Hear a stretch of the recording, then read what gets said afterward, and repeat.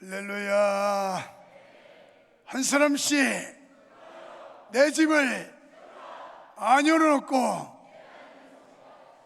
오늘로 주의 은혜가 함께 하시기를 축원합니다. 새인가 벌레인가는 유머인데 수업 시간에 선생님이 말했습니다. 학생들에게 교훈하라고. 여러분, 일찍 일어나는 새가 벌레를 얻는다, 벌레를 잡는다는 그런 격언이 있습니다. 이게 무슨 뜻인지 알겠어요? 그랬더니 아주 예쁜 여학생이 공부 잘하는 모범생이 말하기를, 선생님, 우리가 열심히 공부하면 또 부지런하면 그러면 성공한다는 말이죠. 아, 맞아요, 그런 뜻입니다. 그랬더니 철학적 사고가 강한 공부 못하는 남학생이 손을 번쩍 들더니 하는 말, 선생님, 그러면 일찍 일어나는 벌레는 새의 먹이가 되겠군요. 그래.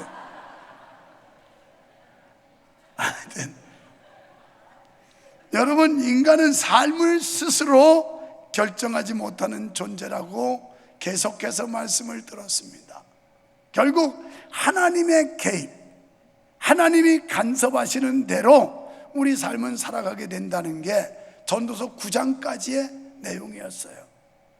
그리고 10장부터 12장은 우리 인생살이도 우리를 임의로 하는 게 아니고 결국 하나님의 예정과 섭리 속에 하나님의 간섭하에 이루어지는 것이기 때문에 이런 인생을 우리가 어떻게 살아야 될 것인가에 대한 말씀이 10장부터 12장까지의 내용입니다. 특히 본문에서는 지도자와 한 나라의 정치에 관련된 지혜를 소개하고 있어요. 진실로 참되고 건강한 지혜는 한 개인을 복되게 할 뿐만 아니라 가정과 사회 그리고 국가를 복되게 한다는 것입니다. 이런 점에서 특히 부의정자들은 정치적 술수보다 참 지혜를 얻는 일에 더욱 힘을 쏟아야 한다는 것입니다. 본문은 복된 나라와 화가 되는 나라, 그러니까 복받은 나라와 복받지 못한 나라, 이 두 가지 비유를 하고 있습니다. 구체적으로 국가 지도자의 자세와 그 백성들의 자세에 대해 말씀하고 있는데, 사실 솔로몬은 왕으로 즉위할 초기만 해도 아주 순수했고 하나님 앞에 놀라운 은혜를 받아서 지혜의 대명사가 될 만큼 이렇게 지혜로운 왕이 되었습니다. 그런데 왕이 된 지 중반기 이후부터 그는 타락하기 시작하는데, 그때 그는 이방 여인을 왕비로 삼으면서부터 사치와 향락에 빠지기 시작합니다. 당대 최고의 군주답게 솔로몬은 하고 싶은 거 다 해봤고 할 수 있는 거 다 해봤습니다. 그리고 하나님 앞에서 몹쓸 짓도 다 해봤습니다. 많이 했습니다. 여러 여인을 사랑했고 육체적 쾌락에도 빠졌으며 후궁과 비빈들을 위한 궁궐을 짓느라 백성들에게 많은 노역을 시킴으로 원성도 샀습니다. 이런 과정에서 솔로몬은 이 모든 일이 얼마나 부질없고 허탄한 일인지를 깨닫게 됩니다. 그래서 앞서 지난 주일날 말씀드린 대로 전도서는 솔로몬이 회개하면서 기록한 내용이라고 말씀을 드린 바가 있습니다. 그러면 12절부터 15절에 보니까 먼저 지혜로운 언어에 대해서 말씀을 하고 있습니다. 우리는 여기서 어리석은 자의 언어 습관을 분명히 발견하게 되는데, 먼저 14절에 보니까 그들은 말이 많다는 거예요. 말이. 여러분, 말이 많은 거 별로 좋은 게 아니래요. 오죽하면 우리 그냥 우스갯소리로 그런 말 하잖아요. 말 많으면 공산당이라고. 이 말이 많은. 그런데 왜 그러냐?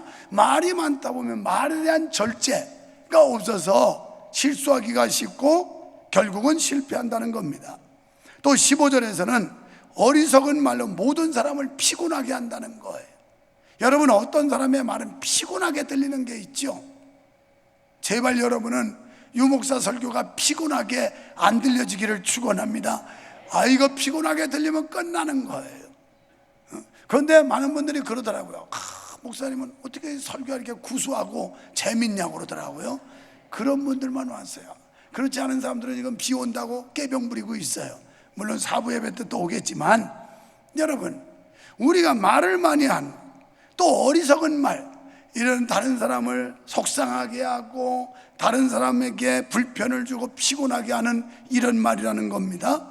결과적으로 이런 말들은 13절에 보니까 패역한다고 말씀했어요.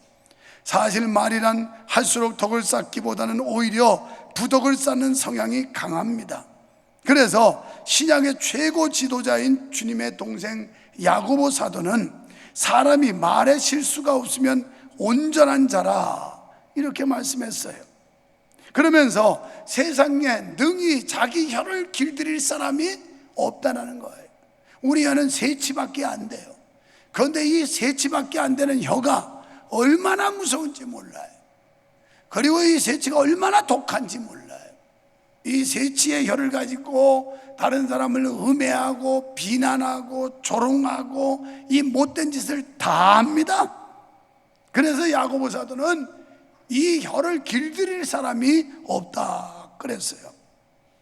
그만큼 말은 하면 할수록 점점 허물과 실수만을 낳기가 쉽다는 말입니다. 그래서 고대 유명한 철인 가운데 한 사람은 말하기를 나는 말을 많이 해서 후회한 적은 많다. 그러나 지금까지 침묵을 해서 후회한 적은 없다. 도리어 말을 많이 해서 말의 실수 때문에 후회한 적은 있지만 침묵해서 후회한 적이 없다. 그만큼 말 조심하고 주의하라는 이런 뜻이 아니겠습니까? 여러분, 전도자는 바로 이렇게 허탄한 말을 수없이 많이 뱉는 자를 조심하라고 가르쳤습니다. 잠언 17장 28절에 보면 미련한 사람이라도 잠잠하면 지혜로운 사람으로 인정받고 그 입술을 닫으면 슬기로운 자로 여김받는다는 거예요. 그리고 이사야 6장 3절부터 보면 그가 하나님의 보좌의 영광을 봐요. 그러고서 5절에 가서는 화로다 나는 망하게 되었도다 나는 입술이 부정한 자로다 이렇게 고백해요. 여러분, 우리가 하나님의 보좌, 하나님의 말씀을 바로 보면 우리들이 얼마나 부정한 사람인지. 그런데 이 사지백체 이거 가지고 부정한 일도 많은데 이사야 선지자는 입을 먼저 얘기하고 있어요. 나는 입술이 부정한 자로다. 우리가 입술로 비판하고 중상모략하고 음해하고 이런 죄들을 얼마나 지었는지 몰라요. 여러분, 하기 좋은 말이라고 막 해댑니다. 그래서 이사야가 맨 먼저 자기 자신에게 발견한 죄가 입으로 지은 죄. 입으로.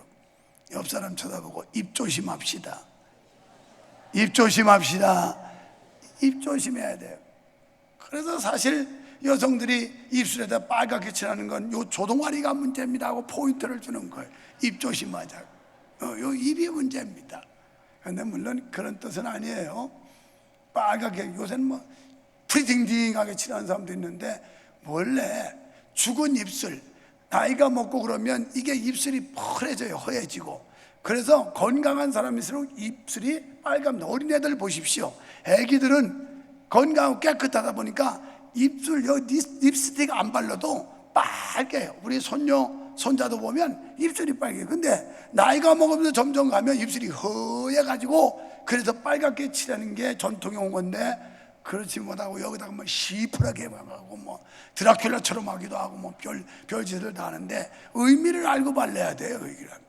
그리고 또 여성들이 말이 많지 않습니까? 오죽하면 수염이 안 나겠어요.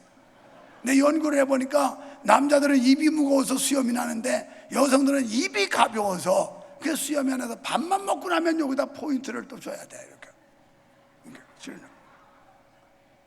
그냥 그 성경에 없는 얘기니까 듣고 말아요. 그런데 말 조심하고 입 조심은 해라는 게 성경이에요. 말 조심하라.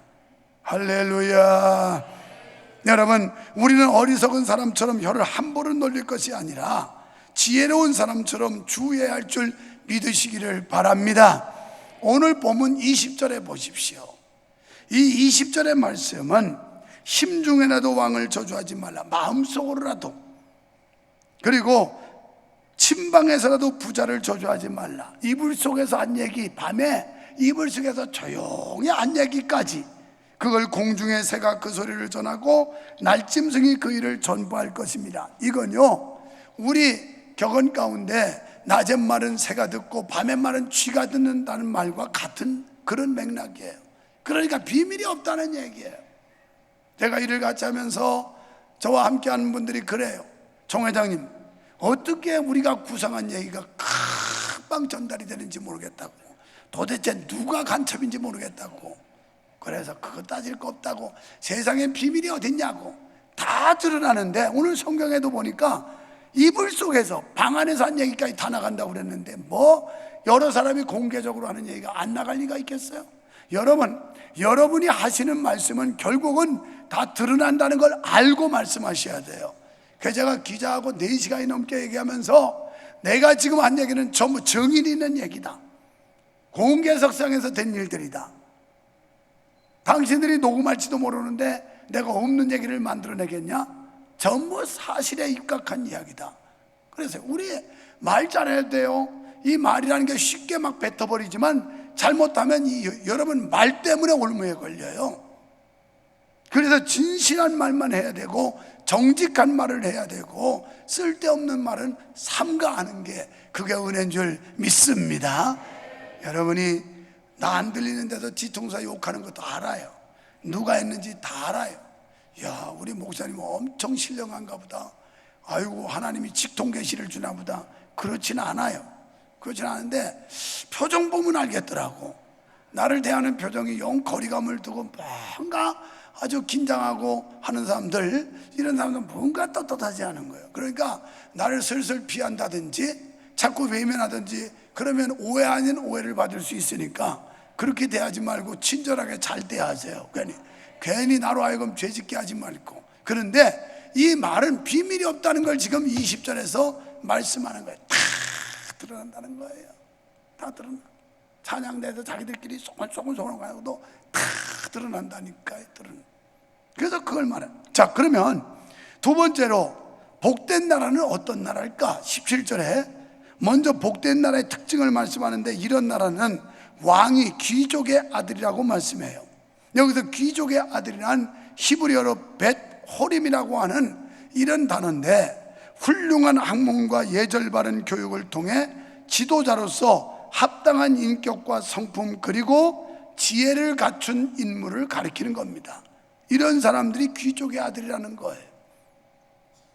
이렇게 지혜와 덕망을 갖춘 왕이 다스리는 나라는 복된 나라라는 것입니다. 또한 신하들은 기력을 보강하려고 마땅한 때에 먹는 자라야 합니다. 여기서 기력을 보강한다라고 하는 말씀은 체력 유지를 위해 적당한 식물을 취하는 자를 가리키는 거예요.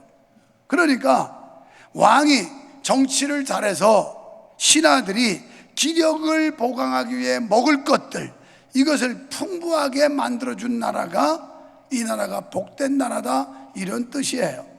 또 다른 의미로 백성들이 먹을 것이 풍부한 나라, 요새 말로 말하면 경제가 활성화되고 경제가 발전되고 경제가 잘 되는 나라, 이런 나라가 복 있는 나라라는 말입니다. 그래서 지도자는 나라의 경제를 책임져야 되는 거예요. 그래서 백성들이 안심하고 그리고 풍족하고 편안하게 먹고 살 수 있도록 하는 이 먹거리 경제를 발전시키지 못하면 아무리 능력 있는 지도자라고 해도 백성의 지지를 받지 못합니다. 우선 내가 경제적으로 압박받고 힘드는데 무슨 지도자를 존경할 수 있겠습니까? 그래서 지도자는 무조건 경제는 발전시켜 놔야 되는 거예요. 여러분, 탐욕과 욕망에 사로잡혀 국고의 재물을 탐내고 사리를 쫓기 위해 백성을 압제하는 그런 자들은 결코 선한 관리가 아닙니다. 오직 자신이 수고한 만큼의 식물을 먹으며 근면과 검소를 모범으로 보이는 청렴결백한 관리가 있는 나라가 복된 나라입니다. 그러니까 부정과 부패가 없는 나라입니다. 요즘도 종종 자신의 지위와 권력을 이용해서 정보를 빼돌리고 무리한 투자를 하고 이름으로 인해서 온 세상을 떠들썩하게 하는 이런 사람들을 보게 됩니다. 우매자는 아무리 그에게 큰 통치권을 줘도 실수에 그치고 말지만 지혜자는 그 얻은 지혜로 생명을 보존하고 그 집은 귀한 보배와 기름이 넘친다. 여러분, 지혜로운 지도자는, 지혜를 얻은 사람은 백성들의 생명을 보존해 줘야 되는 거예요. 적어도 나라의 지도자는 백성들이 안심할 수 있도록 보장을 해줘야 되고 생명을 지켜줘야 될 책임이 있는 줄 믿습니다. 그리고 그 집은 귀한 보배와 기름이 넘친다는 거예요. 그만큼 풍족한 경제적 여건을 만들어 주는 사람이 지혜로운 자라는 겁니다. 이런 지도자가 있는 나라가 복된 나라라는 거예요. 그러면 세 번째로 화 있는 나라, 복 받지 못한 나라는 어떤 나라일까요? 16절에 보니까 방탕하고 연락에 빠진다고 그랬어요.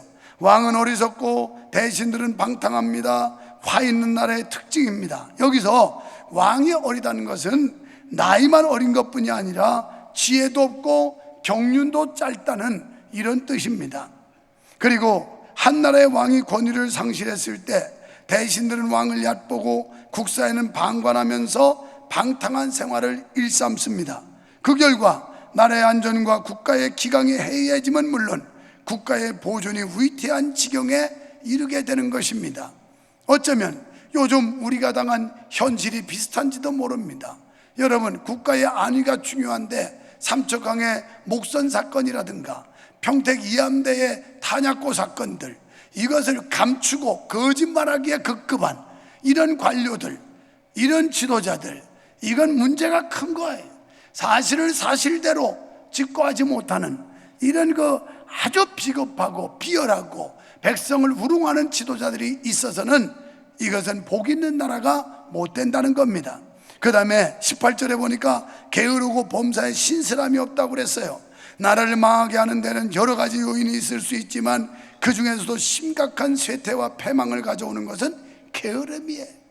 게으름. 이 게으름은 신앙생활 하는데도 게으르면 아무것도 안 돼요. 세상살이에도 게으르면 아무것도 안 돼요. 오죽하면 성경은 너희는 게으르지 말고 부지런하여 열심을 품고 주를 섬겨라. 우리가 믿음 생활에도 부지런해야 되고 사회생활에도 부지런해야 되고 열심히 최선을 다하고 부지런히 해야 될 줄 믿습니다. 그래서 게으름은 신실하지 못함과 통하는데 그 이유는 마음이 있어도 게으르면 신실하게 행할 수가 없기 때문에 그래요. 지난 주중에 민주당적을 가진 어떤 지도자를 만났어요. 자기는 퍼주기식의 복지는 동의할 수 없다고 그러더라고요. 그리고 경제적인 철학도 정말 바르게 가졌다는 것도 제가 느낄 수 있었어요. 이름을 거명하면 요즘 같은 이런 시대에는 그분은 찍혀가지고 장래가 또 위협받을 수도 있어요. 그래서 당적은 확실히 민주당적이지만 그러나 그분의 이름을 공개할 수는 없어요. 정 궁금하면 개인적으로 와요. 그러다 녹음해서 다른 사람한테 폭로하지 않는 조건으로 내가 말해줄 테니까. 왜? 여러분 중에 도마 같은 사람이 많아요. 목사님이 저렇게 띄워놓고 얘기한다고. 사실적 근거를 가지고 하는데도 어찌 도마 같은 영혼이 거기 덮어 씌웠는지 그렇게 하나님의 말씀이 선포돼도 안 믿으려고 하고 자꾸 의심을 하고 여러분 빼고 말이에요. 안 믿는 사람. 여러분, 제가 코타키나발루 가는데 세상의 비행기 안에 전부 청년들만 빠글빠글해요. 나는 우리 선교팀하고 그랬습니다. 저 청년들이 직장은 있는 것일까? 직장이 있어서 휴가를 내고 저렇게 코타키나발루에 여행을 가는 것일까? 아니면 알바해가지고 몇 푼 벌어서 그거 가지고 저 코타키나 가는 걸까? 젊은이들이 이렇게 놀러만 다닐 때가 아닌데 경제도 어려운데 이러면 안 될 텐데 네, 그랬어요. 둘 중에 하나일 겁니다. 정말 안정된 직장이 있어서 특별히 휴가를 내서 가는 사람도 있겠지만 에라 어차피 직장도 안 되는 거 알바해가지고 몇 푼 벌어서 놀러 나가자. 이건 20년 전에 이미 일본이라는 나라, 그 나라는 우리보다 선진국 아닙니까? 일본이라는 나라가 거쳐간 문화예요.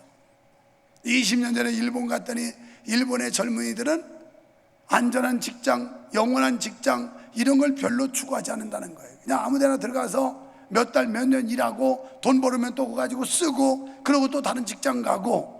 우리는 그때는 평생 직장이라는 개념을 가졌어요. 한번 들어가면 평생도록 있을 직장. 그런데 여러분 가만히 보면 나라들이 선진국이 거쳐가는 걸 그대로 답습합니다.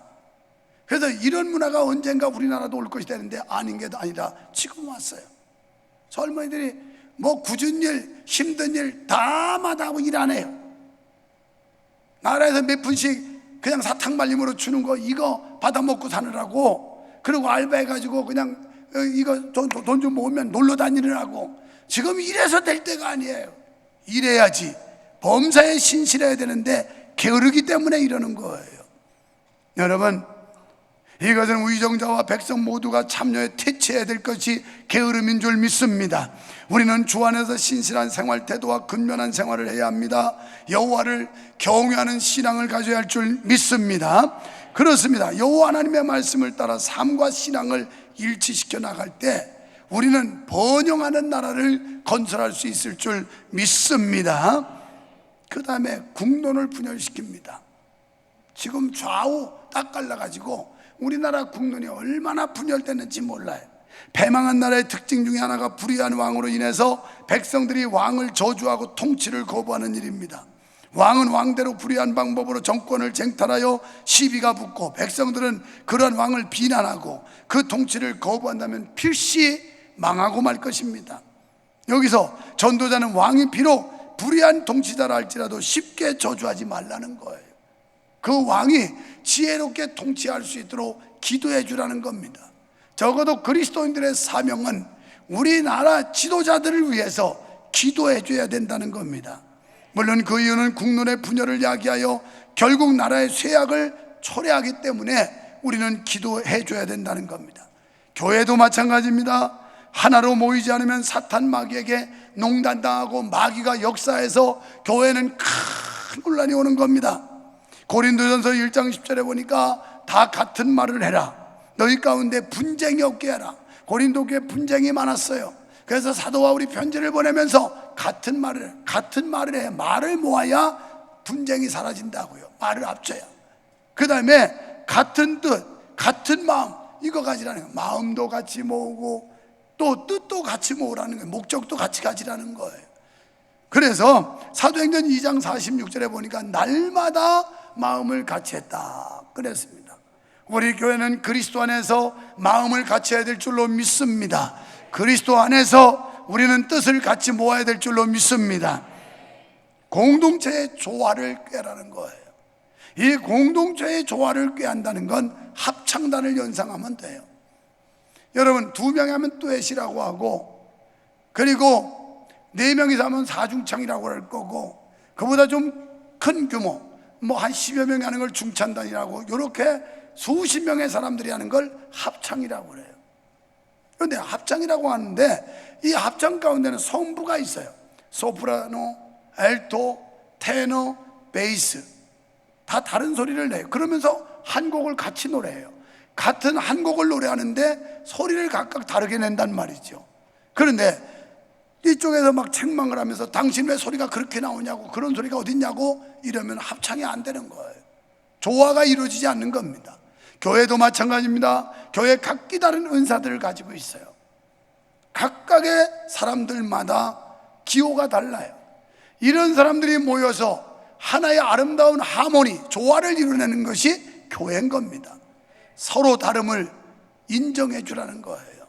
그것을 존중하고, 그래서 여기는 소프라노 내는 사람과 그 다음에 베이스 내는 사람을 서로 존중해 줄 때 이게 아름다운 하모니를 통해서 조화를, 아름다운 노래를 만들어내는 것처럼 교회 공동체도 그렇다는 겁니다. 나라도 그렇다는 겁니다. 그래서 나라에도 각기 다른 취향들이 있고 기호가 있고, 그래서 자기의 주장을 말할 수 있어요. 그래서 이런 것들을 서로 인정할 수 있어야 되는데 인정하잖아요. 나와 차이가 나면 무조건 틀렸다고 책임을 추궁하고 난도질을 하는 이런 사회는 건강한 사회가 될 수가 없는 겁니다. 사랑하는 성도 여러분, 이제 우리는 서로 다르지만 한 곡의 노래를 같이 각각 다른 소리로 부르는 것처럼 우리 교회의 모든 성도들이, 명성의 가족들이 서로의 다름을, 차이를 인정해주고, 그리고 서로 존중하는 아름다운 교회, 사랑으로 하나 되는 교회가 될 수 있기를 주의 이름으로 축원합니다.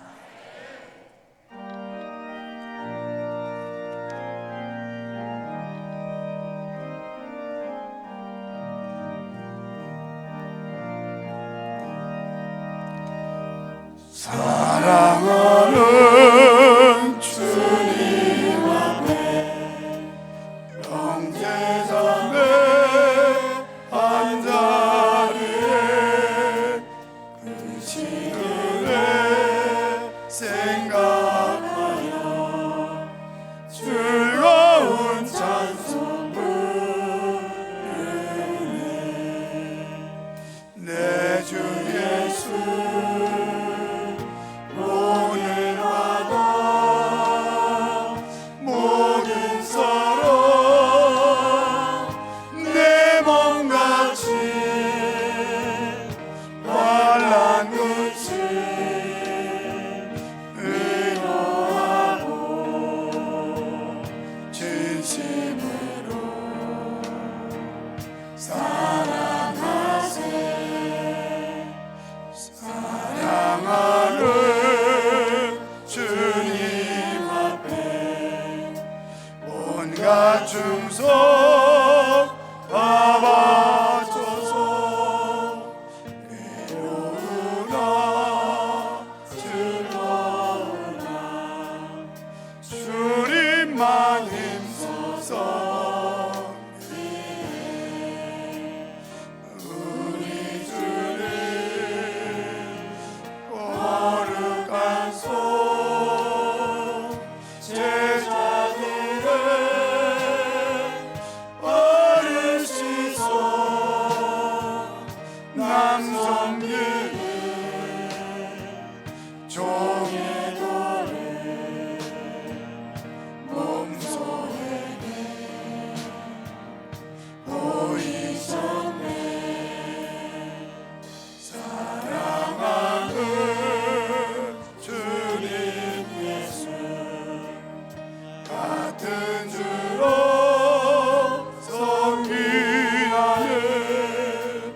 많이 가도 아무 이름 용되어 친구들이여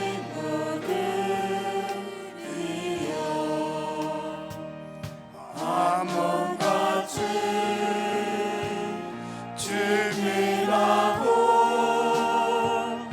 마음조차 하나 되어 우리 주님 크신 뜻을 지성으로 주행하세. 오늘 우리에게 주시는 본문의 의미는 말이 얼마나 중요한지 말 조심할 거에 대해서 말씀했고, 복 있는 나라와 화 있는 나라의 차이가 무엇인지에 대한 말씀을 주셨으니 이 교훈을 받고 우리가 다른 사람을 피곤하게 하는 말이 아니라 다른 사람에게 용기와 희망을 주는 말을 많이 하게 하시고 축복을 비는 말을 할 수 있는 우리의 혀가 되게 하여 주시옵소서. 하나님이여, 이 나라 위정자들을 하나님이 불쌍히 여겨주시고 저들이 잘못된 생각을 고치고 여호와의 말씀, 하나님의 지혜를 구하는 자들이 되게 하여 주시옵소서. 이 백성이 하나님의 말씀을 거역하고 하나님의 영광을 대적하는 어리석고 무지한 백성 되지 않도록, 또 관료가 그런 관료들이 되지 않도록 하나님이 간섭하여 주시옵소서. 주님, 화 있는 나라는 아주 게을르고 또 미련하고 또한 분열시키고 이런 것들이 화 있는 나라인데, 우리가 교회에서나 사회에서나 화합하고 협력할 수 있는 은혜를 주시옵소서. 예수님 이름으로 기도하옵나이다. 아멘.